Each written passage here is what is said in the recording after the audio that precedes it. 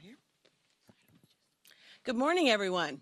I'm Congresswoman Terry Sewell. I proudly represent Alabama's 7th Congressional District, which includes the historic cities of Birmingham, Tuscaloosa, and my hometown of Selma, Alabama. I want to thank our colleagues for being here and joining me this morning. I'm grateful to have their support and the support of the entire House Democratic Caucus as we take action to protect our sacred right to vote. Today, as we prepare to commemorate the 60th anniversary of Bloody Sunday and the historic march from Selma to Montgomery, we do so at a very perilous time in our democracy. Sadly, we know that the values that guided John Lewis and those foot soldiers across the Edmund Pettus Bridge are under assault. Seemingly every day, we see new efforts to roll back our hard-fought progress, efforts to whitewash our history, and yes, efforts to make it harder for Americans to vote.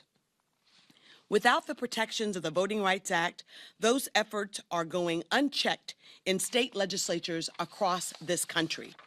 In 2024, state legislators proposed at least 317 bills to make it harder for Americans to cast their ballot, and almost 20 of those bills were signed into law.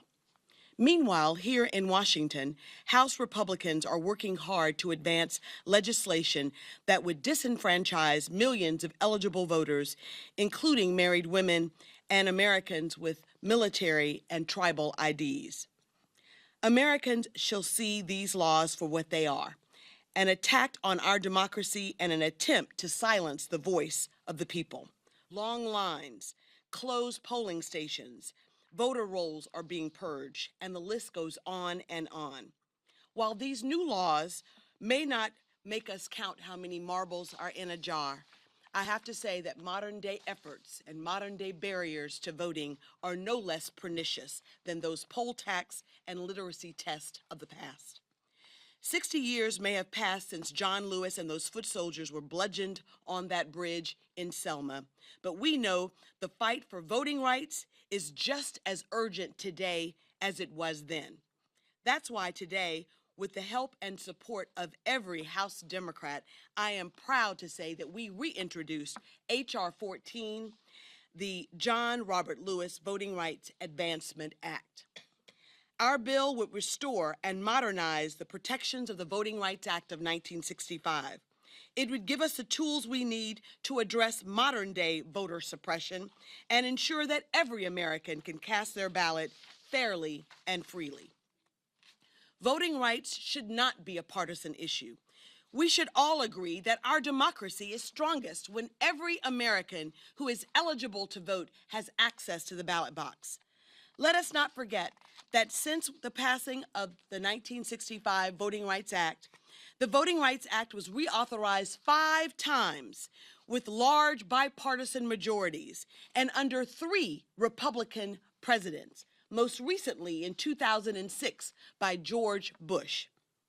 While my Republican colleagues have abandoned that bipartisan tradition, this Congress provides a new opportunity for them to stand alongside us as we fight for the American people and the values that John Lewis fought so bravely and so tirelessly to advance.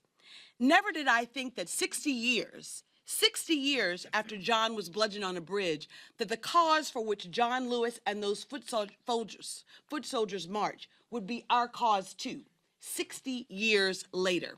It goes to show that progress is elusive, and every generation must fight to hold on to the progress of the past and to try to advance it, or less we lose it. Well, we here in the House Democratic Caucus, we believe fervently that John Lewis and those foot soldiers' sacrifice was not in vain. We will continue to file the John Robert Lewis Voting Rights Advancement Act because we know that the Shelby versus Holder decision gutted it in 2013. And since 2013, we House Democrats have filed this bill in every successive Congress, and we do so now in the 119th Congress.